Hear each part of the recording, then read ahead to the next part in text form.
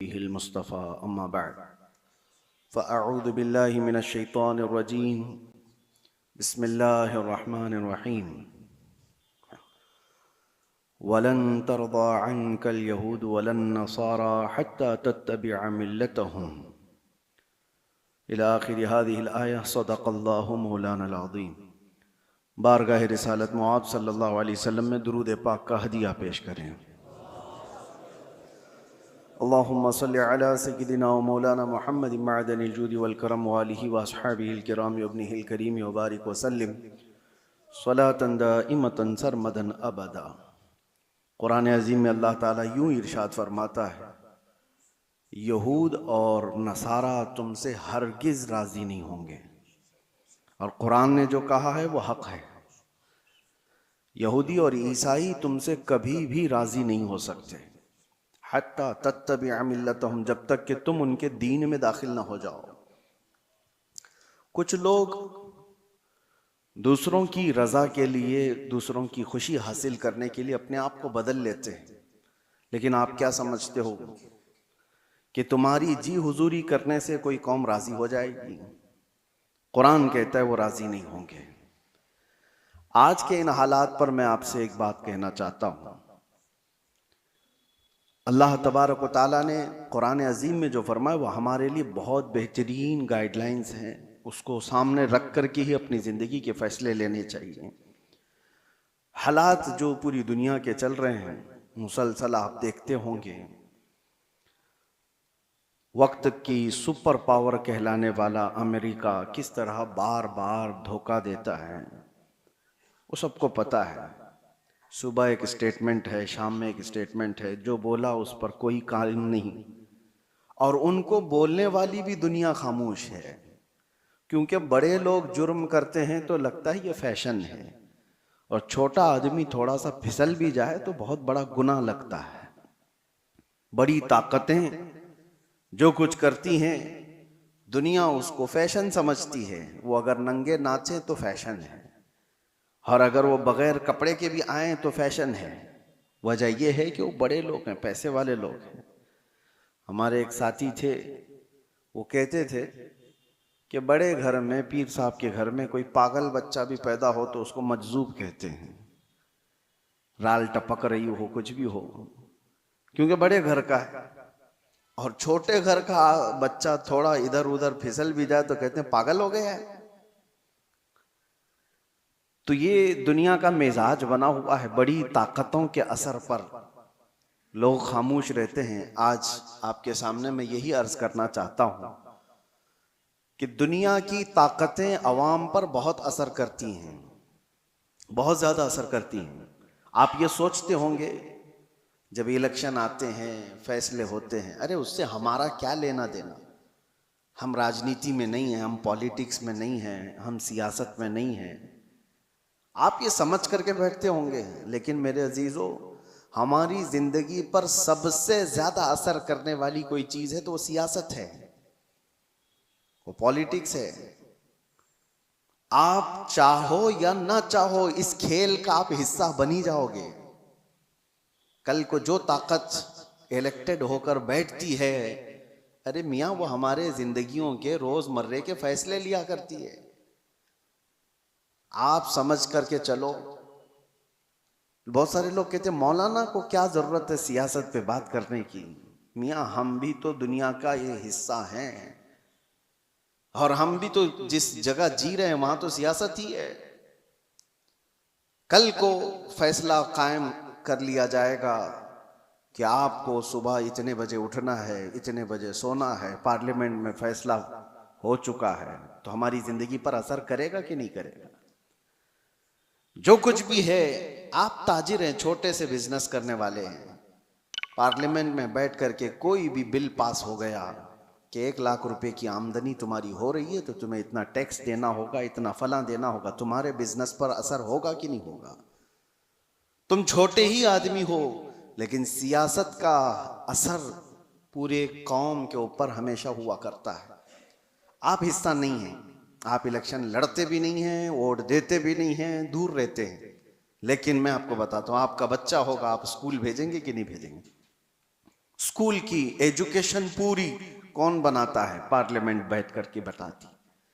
एक education board होगा parliament के जरिए से, और उस एजुकेशन बोर्ड यानी एजुकेशन मिनिस्टर भी तो होता है, उसके अंडर में पूरे मुल्क के अंदर क्या सिलेबस चलना चाहिए ये सब डिसाइड होगा।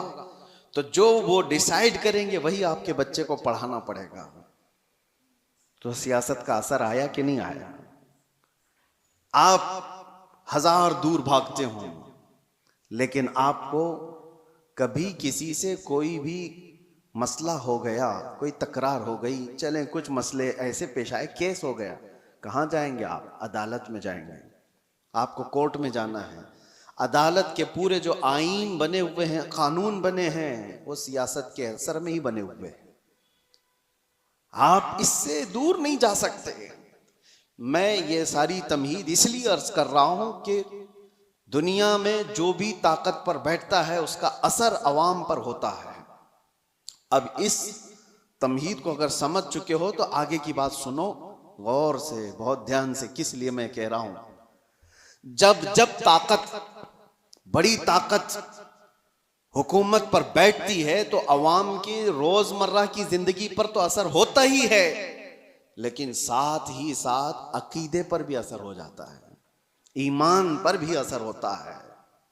इसीलिए जब हुकूमत पर जब बड़ी ऐसी ताकतें आती हैं जिनका अकीदा बिल्कुल मुखालिफ हो तुम्हारे ईमान से, उसके बावजूद उसका असर देखने को मिलता है अवामुन्नास पर। अब जो हालात उभर कर के आ रहे हैं, देखना मेरी बात को आप याद रखें, मैं प्रिडिक्शन नहीं करता हूं, कोई भविष्यवाणी नहीं है, लेकिन दस्तूर ऐसा चला है। मैं आपसे कह रहा हूं, कल को अगर ईरान का दबदबा बढ़ता है तो फिर जो हालात पेश आने वाले हैं, मैं इसकी मुखालिफत में ये नहीं कह रहा हूं, वो नहीं होना चाहिए, ये नहीं होना चाहिए। हजारों लाखों वो लोग होंगे जो अपने अकीदे पर फिर से देखने पर मजबूर हो जाएंगे। अहले सुन्नत जमात के लिए एक बड़ा मसला भी होगा। ऐसी ही उससे 100 साल पहले जब सऊदी में वहाबी हुकूमत कायम हुई, पैसा, ताकत, सब कुछ उनके पास था, उलमा खरीदे गए, किताबें छपाई गईं, जन्नतुल बकी को बिल्डोजर से पूरा तहस नहस कर दिया गया, शिर्क के नाम पर बहुत सारी चीजों को खत्म किया गया। तो ताकत थी, हुकूमत आई, और एक दो नहीं, हजारों लाखों की तादाद में उनके अकीदे की बोली बोलने वाले लोग पैदा हो गए। सिर्फ अवाम नहीं, उलमा भी, बड़े बड़े मुफ्तियाने किराम, जो मनसबदार है, वो सब दौलत के तहत में आ गए, ताकत के तहत आ गए। ये दुनिया का मामूल है, ये चलता रहेगा। कल को आप भी देखना, जब कोई पावर में आएगा तो उसकी तरफ बहुत सारी कौम हो जाएगी। वो बहुत रेयर लोग हैं जो अपने ईमान पर कायम रहते हैं, वो रसूलुल्लाह के दीवाने हैं। मेरे आका सल्लल्लाहु तआला अलैहि वसल्लम के सहाबा में उस वक्त आपको बिल्कुल इस बात का अपोजिट आपको दिखाई देगा। इसका अपोजिट, हुजूर ने जब ईमान की दावत दी तो सबसे पहले आपके पास आने वाले सहाबा गरीब थे, बहुत गरीब थे। और ऐसा नहीं कि हुजूर पाक सल्लल्लाहु तआला अलैहि वसल्लम का माल देख करके वो आए थे कि बड़ी ताकत के मालिक हैं, बड़े दौलत के मालिक हैं, इनके पास जाएं। नहीं, उस रसूल के पास वो आए थे जो पेट पर पत्थर बांधा करता। वो सहाबा उस रसूल के पास आए थे जो फाका कशी को ज्यादा तरजीह देता। रसूल करीम सल्लल्लाहु तआला अलैहि वसल्लम के साथ आ तो गए गरीब सहाबा, लेकिन उनके अपोजिट में कौन थे? अबू जहल बड़े पैसे वाला, अबू लहब बड़े पैसे वाला, सफवान बड़े पैसे वाला, इतने बड़े बड़े मालदार लोग वहां पर थे जो ये पूरे सहाबा की अकेले कफालत कर सकते थे, सारे सहाबा को वो अकेले पाल सकते थे। अब यहां पर मैं आपको बताता हूं, एक तरफ माल और पैसा और ताकत और कुव्वत है, और एक तरफ ये गरीब सहाबा की जमात है जो पीटी जा रही है, मारी जा रही है।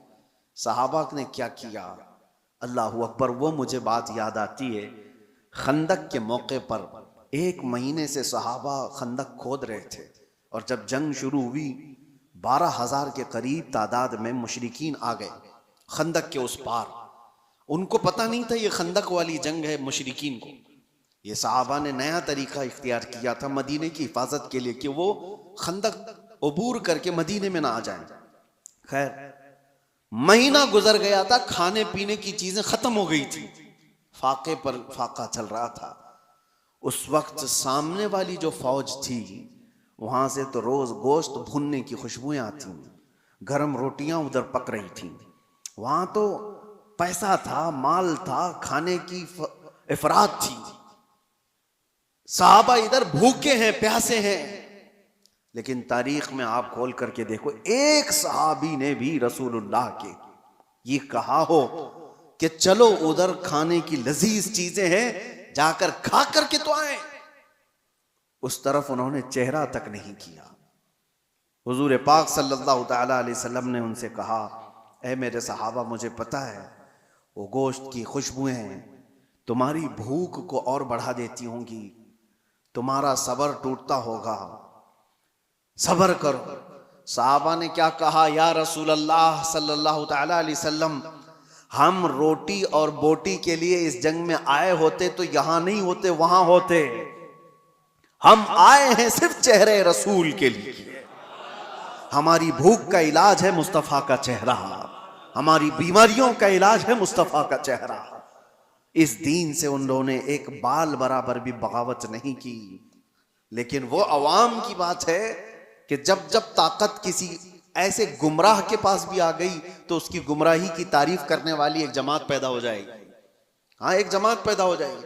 अरे दूर तो छोड़ो, हमारे इस मुल्क में कुछ सालों पहले एक कॉन्फ्रेंस हुई थी दिल्ली में, आपको पता नहीं होगा। उसमें बड़े बड़े उलमा और बड़े बड़े सूफियों को जमा किया गया था। और कॉन्फ्रेंस कराने वाले कौन थे? कॉन्फ्रेंस कराने वाले मुल्क के प्राइम मिनिस्टर थे। मुसलमानों की, सूफियों की, खानकाहों की कॉन्फ्रेंस कराई गई थी। ठीक है, उलमा भी उसमें शरीक हैं, खानकाहों के गद्दी नशीन और गधे नशीन सब उसमें शामिल है। और शुरू हो रही है कॉन्फ्रेंस तो मुझे हैरत होती है। कसीदा पढ़ने वाला कोई मौलवी कसीदा पढ़ता है बादशाह की शान में, खुदा करे कि तेरी उम्र को उम्र खिजर अता हो। ये दुआ दी जा रही है। मैं ये कहता हूं मेरे अजीजों, ये सारा मंजर एक तरफ, लेकिन जो मैं बात कह रहा हूं, ताकत और सियासत जब आ जाती है तो बहुत सारे लोगों के अकीदे पर भी असर पड़ता है। उस वक्त अपना अकीदा बचाना ये बहुत बड़ा चैलेंज होता है। आप क्या समझते हो, ये जो फिरके पैदा हुए दीन में, ये ताकत के असर से पैदा हुए हैं। जब सियासत पर, हुकूमत पर कोई गुमराह बैठ जाता है तो वो अपना अकीदा सब पर थोपने की कोशिश करता है। मुअतज़िला की जमात आई, मुअतज़िला एक फिरका है, वो कुरान को अल्लाह की मखलूक मानते थे कि कुरान फना हो जाएगा। बहुत सारे उनके अकीदे गुमराह थे। जब वो पावर पर आए, खलीफा बने या गवर्नर बने, तो उन्होंने अवाम को और उलमा को जबरदस्ती अपना अकीदा थोपा। और एक दौर ऐसा आया कि उलमा उनके हिसाब से फतवा देने लगे, उनकी तारीफें करने लगे कि ये हक जमात वाले लोग हैं। बादशाह आजम उनकी तारीफ में कसीदे पढ़े जाते थे। लेकिन मेरे अजीजों, पूरी पूरी कौम कभी गुमराह नहीं होती। हर जमाने में हक्कानी उलमा और रब्बानी उलमा मौजूद रहते हैं। मुअतज़िला की जमात पावर में थी, हुकूमत में थी, ताकत उनके पास थी, उलमा की जमात उनके पास थी। लेकिन उसी जमाने में हम देख रहे थे एक मर्द कलंदर हजरत सैयदना इमाम अहमद बिन हम्बल को, इमाम अहमद बिन हम्बल को बादशाह ने 100 कोड़े मारे थे पीठ पर, और उसके बाद दूसरा आया उसने मारा, फिर तीसरा आया उसने मारा। कोड़े किस तरह से मारे जाते थे, उनकी रीढ़ की हड्डी झुक गई थी। इमाम है जिनको 5 लाख हदीसें हुजूर की याद थी। वो आम आदमी नहीं थे। इमाम अहमद बिन हम्बल जिनको रसूलुल्लाह की 5 लाख हदीसें याद थी, सिर्फ इसलिए कि वो ताकत और हुकूमत के तहत रह करके उनकी बोली नहीं बोलना चाहते थे। इमाम अहमद बिन हम्बल को एक बार कोड़े मारने के टाइम पे उनके दोनों हाथ यूं जंजीर पर बांधे जाते थे और लुंगी पहने हुए होते थे, तहबंद। नंगी पीठ पर जल्लाद कोड़े मारता था। और जब मारे जा रहे थे, एक दिन ऐसा भी हुआ कि आपकी लुंगी, आपकी तहबंद नीचे उतरने लग गई, ढीली हो गई। आपकी आंखों में आंसू आ गए हैं कि क्या मैं बेसतर हो जाऊंगा। एक आलिम रब्बानी जो कोड़े खा रहा है शरीयत मुस्तफा की हिफाजत के लिए, तहबंद नीचे गिरने लगी, आपको रोना आ गया। कोड़ों के जख्म से नहीं, दर्द से नहीं, तहबंद के नीचे होने से। अचानक देखा गया 2 हाथ गैब से आए और उनकी तहबंद को कस के बांध दी। और जो आपकी आंखों में आंसू थे, अचानक आप मुस्कुराने लगे। जल्लाद पूछता है कि हुआ क्या, तुम तो अभी रो रहे थे और अभी हंसने लग गए हो। उसने आपने हाथ छोड़ दिए। इमाम कहते हैं तू अपना काम जारी रख, तू अपना काम जारी रख, तुझे जो करने के लिए किया, करने के लिए कहा गया कर। इसलिए कि मैं जिसके लिए कोड़े खा रहा हूं वो हाथ मेरे पास आ चुके हैं। मेरे अजीजों, आज के बाद आपके साथ भी ये चीज आने वाली है, पावर और हुकूमत। इसलिए कि पिछले आप 10 साल पीछे जाएंगे तो एक जमात थी जो बार बार तबलीग कर करके तुमसे कहती थी मक्का में ऐसा है, मदीने में ऐसे है, आप क्यों यहां अलग करते हो। मक्का और मदीने में पावर, हुकूमत जिसके हाथ में है वो चाहते हैं कि पूरा का पूरा अपना अकीदा पूरी दुनिया पर थोपे। ऐसा नहीं होगा। पूरी दुनिया पर वही रंग गालिब आएगा जो मेरे मुस्तफा ने पैदा किया है। तुम्हारा रंग नहीं गालिब आएगा। तुम्हारी ताकत जब तक रहेगी, तुम्हारा पैसा जब तक रहेगा, भिखारी तुम्हारे मुरीद हो सकते हैं, ईमान वाले लोग नहीं हो सकते। जिनका पूरा ईमान ही दौलत है, जिनका पूरा जीने का मकसद ही दौलत है, उनके अकीदे से क्या सरोकार। वो कल को कुछ और होंगे, आज को कुछ और होंगे। ये आपके लिए मैं पहले से बता रहा हूं, आने वाले दौर में अगर कोई और बदअकीदगी फैलती है तो मेरे अजीजों आज से ही अपने गठरियां बांध लो। तेरी गठरी ताकी है और तूने नींद निकाली है। इसलिए सुन्नियों, तुम्हारे लिए चैलेंज है, तुम्हारे लिए चैलेंज है। आपको पता है एक वक्त ऐसा भी आया था कि करामता एक फिरका आया जिसने हजरे अस्वद भी चुरा लिया था खाने काबा से, और वो लेके बहरीन चले गए थे हजरे अस्वद को। उनकी भी हुकूमत आई है मक्का और मदीने में। यजीद का दौर आया, उसकी भी हुकूमत आई है मक्का और मदीने में।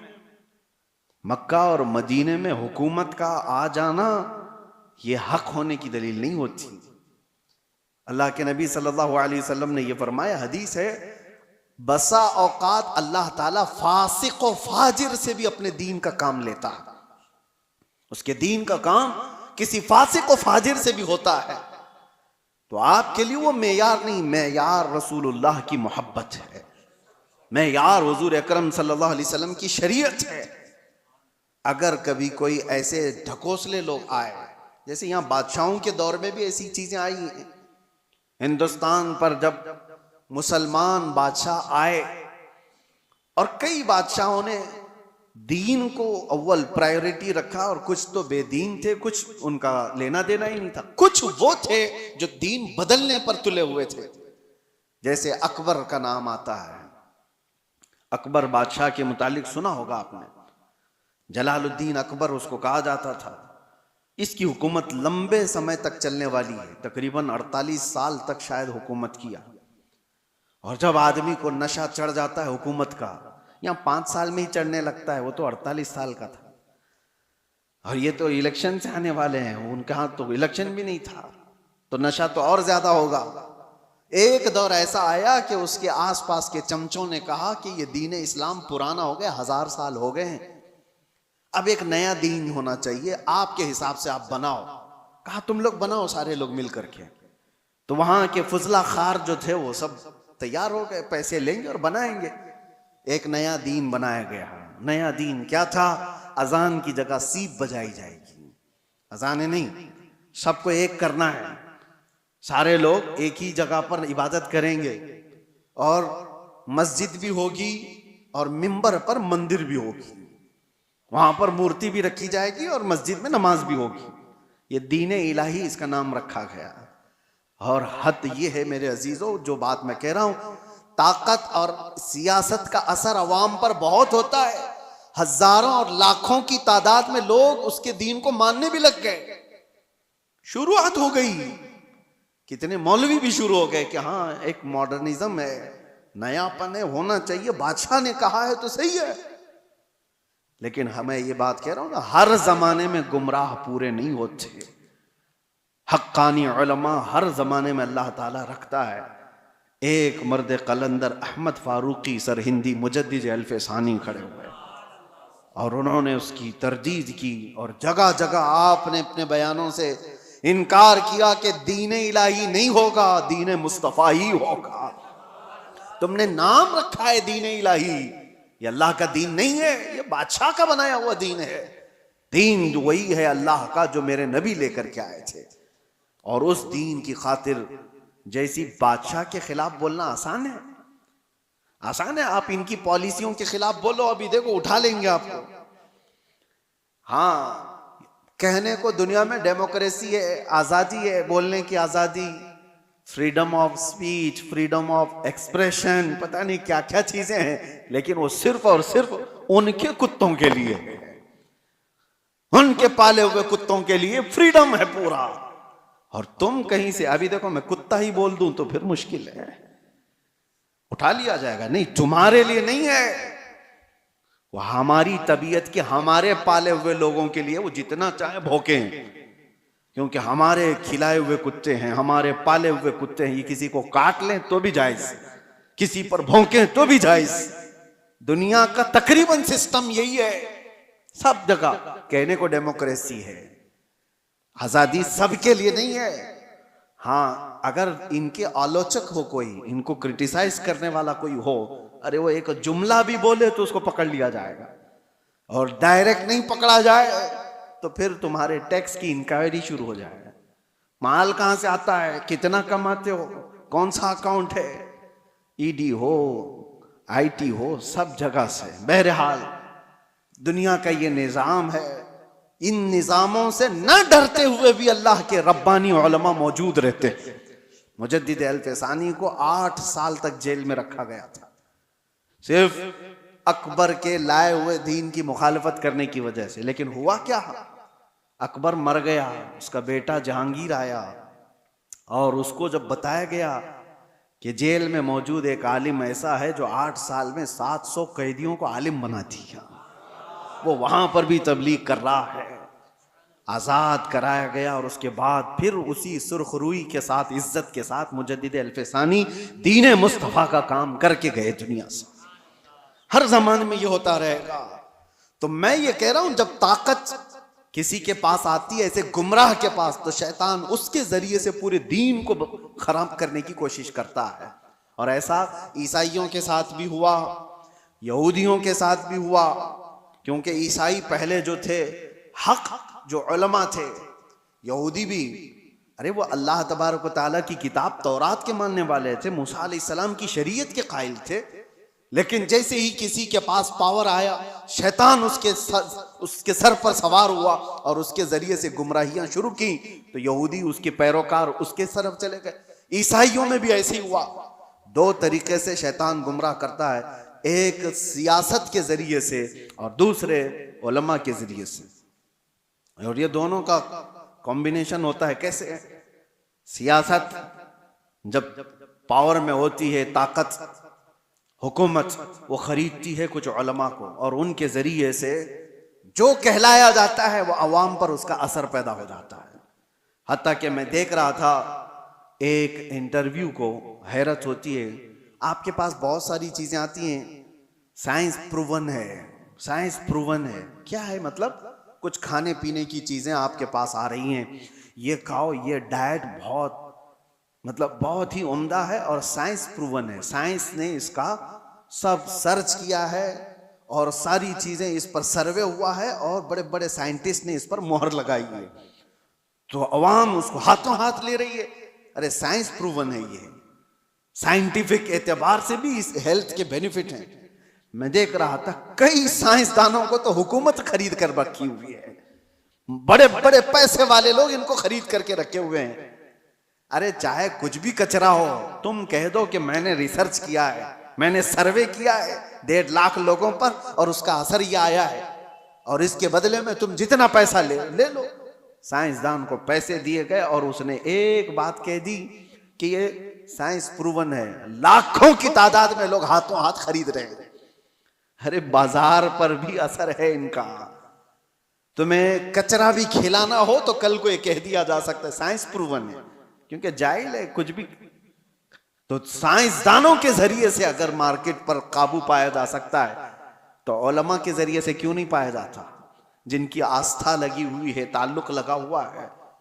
तो मेरे अजीजों, आखिरी बात कहता हूं, मुझे ये बात उस वक्त पता चली जब मैं लोगों से राब्ते में नहीं था। आप समझ सकते होंगे, कुछ ऐसे उलमा के चेहरे सामने आए, अल्लाहू अकबर, जो माहाना तनख्वाह लेते हैं, माहाना तनख्वाह लेते हैं सिर्फ और सिर्फ बड़ी ताकत के हिसाब से लिखने पर और बोलने पर और कौम की मुखबिरी करने पर। नामवर लोग हैं, पढ़े लिखे लोग हैं, तनख्वाह मिलती है, बड़े बड़े ताकतों से पैसे लेते हैं, और सामने हमारे चेहरे आए, जमीन के नीचे, पैरों के नीचे से जमीन खसक जाए कि ये तो इतने अच्छे चेहरे दिखे जाते हैं। हाँ, इसीलिए मेरे अजीजों कि इनके कलम से, इनकी जुबान से लोगों पर वही चीज डाली जाए जो हुकूमत चाहती है। आपको पता है इंदिरा गांधी के जमाने में नसबंदी करने का फैसला कर लिया गया था, पॉपुलेशन कंट्रोल करने के लिए, कि मर्दों को भी जो है ना नसबंदी करा दी जाए, यानी इनको बच्चे पैदा होने की सलाहियत खत्म कर दी जाए। लेकिन इसमें मेन मसला आता था तो मुसलमानों का। मुसलमानों क्या हराम है, नहीं मानेंगे तो क्या किया जाए? मुसलमान मानेंगे तो किसकी, हुकूमत की थोड़ी ना मानेंगे। यहां जितने भी डॉक्टर इनको बता दें ये फायदे है वो फायदे, तो भी नहीं मानेंगे। एक बड़ा तबका है जो अपने दीन पर कायम है, और दीन को मनवाने के लिए तो उलमा चाहिए। तो सीधे मदरसे गए, बड़े बड़े मदरसों में, और फतवा लिया, वहां से फतवा लिया बड़े बड़े मदरसों से कि हाँ, हुकूमत वक्त के हालात के एतबार से जायज है, बंद करा सकता है आदमी। कई उलमा फतवा दे चुके, लेकिन उसके बाद भी हिंदुस्तान पर असर नहीं हो रहा था, क्योंकि हुकूमत ने देखा था कि इनके ऊपर ज्यादा असर बरेली का है। तो बरेली पहुंचे, लेकिन बरेली में कोई ऐरा गैरा नहीं बैठा था, आला हजरत का शहजादा बैठा हुआ था, हुजूर मुफ्ती आजम हिंद रदी अल्लाह तआला अन्हु, जो मुत्तकी परहेजगार आलिम दीन, मुत्तकी बनकर दिखाए। इस जमाने में कोई एक मेरे मुफ्ती आजम का तकवा छोड़कर, मेरे अजीजों, उनके पास जब ये सवाल गया तो आपने जो जवाब दिया वो मौजूद है। एक बार नहीं कहा उन्होंने, पूरे दलाइल के साथ लिखकर नीचे लिखा, नसबंदी हराम है, हराम है, हराम है, और जो मेरे मुस्तफ़ा ने हराम किया वो क़यामत तक हराम है। अब ये निकला, हुकूमत को पता चला कि एक मौलवी से पूरा मसला खराब हो सकता है, क्या किया जाए? छपने से बंद कर दिया जाए। लेकिन जो चीज अल्लाह पहुंचाना चाहता है वो किसी के बंद करने से कभी नहीं रुकता, कभी नहीं रुकता। प्रेस को जला दिया गया था बरेली शरीफ में, जिस जगह से ये फतवा शाया हुआ, प्रिंटिंग प्रेस, प्रेस जला दिया गया। प्रेस के मालिकान को कब्जे में लिया गया, गिरफ्तार किया गया, और जो दीवारों पे जाकर फतवा चिपका रहे, पुलिस पकड़ पकड़ कर ले जा रही है। कहां रुकने वाली चीज कहां है? पूरे हिंदुस्तान में आग की तरह बात फैल गई कि आला हजरत के शहजादे ने फतवा दिया है कि नसबंदी हराम है। सब मिलकर के एक तरफा ऐलान किए, हम हुकूमत के इस फैसले को नहीं मानते, ये हमारे दीन का हिस्सा है।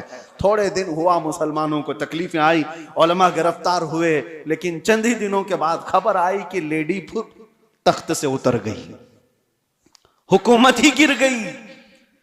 तो मेरे अजीजों, एक बात याद रखो, ताकत और पावर के जरिए से पूरी दुनिया पर असर कायम किया जाता है। आज अमेरिका की बोली बोलने वाले लोग भी बहुत सारे होंगे, वो जो कर रहा है वो सही है। इजराइल की बोली बोलने वाले लोग होंगे, क्योंकि थोड़ा सा उनके यहां से गोबर मिल जाएगा। हाँ, यहां पर भी बहुत सारे हुए हैं, बहुत सारे हैं।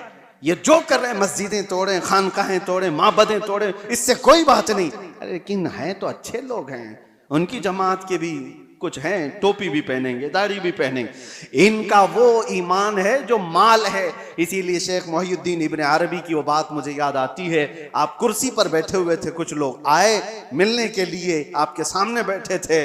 आपने बयान करते करते अचानक कहा, तुम्हारा खुदा मेरे पैरों के नीचे रहता है। लोगों से इतना कहा तो लोग भड़क गए। इतने बड़े आलिम दीन, इतने बड़े सूफी, और कुफ्र का फतवा लगाकर निकल गए कि ये तो काफिर हो गया। दो लोग बैठे रह गए। उन्होंने पूछा, हुजूर आपके ऊपर कोई चीज आ गई, आपने ऐसा जुमला क्यों कहा, खुदा पैरों के नीचे रहता है, ये तो बहुत बड़ा गिरा हुआ जुमला। आपने कहा, सबर, वो भी मुझे पूछ सकते थे लेकिन वो इसलिए आए ही नहीं थे। मैं जानता हूं उन लोगों को, मैंने क्यों कहा वो बताता हूं।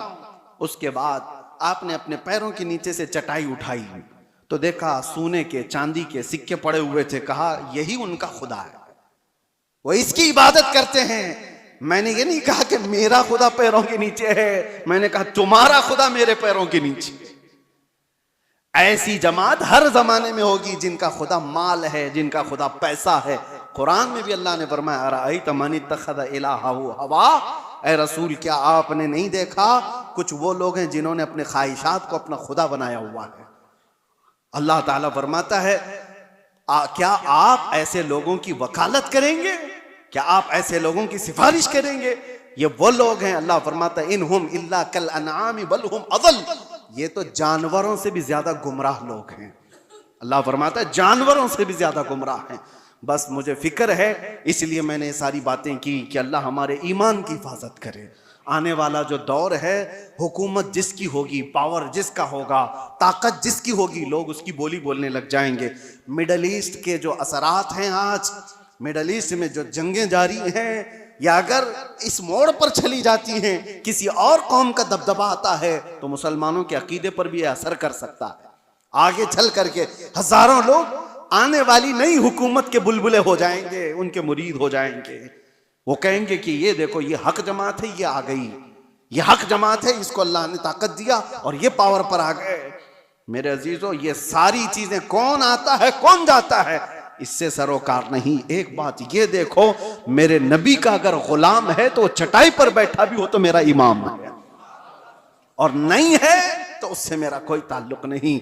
माल और पैसा और ताकत और हुकूमत और सियासत तुम्हारे दीन को बदलने में असर न करे, इतना ईमान पैदा करो। और ये कब होगा, जब तुम कदम मुस्तफ़ा से लगे रहोगे।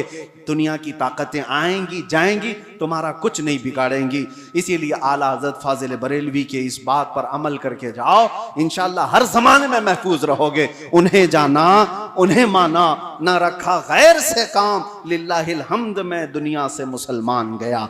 व आखिर दावाना अनिल हम्दुलिल्लाहि रब्बिल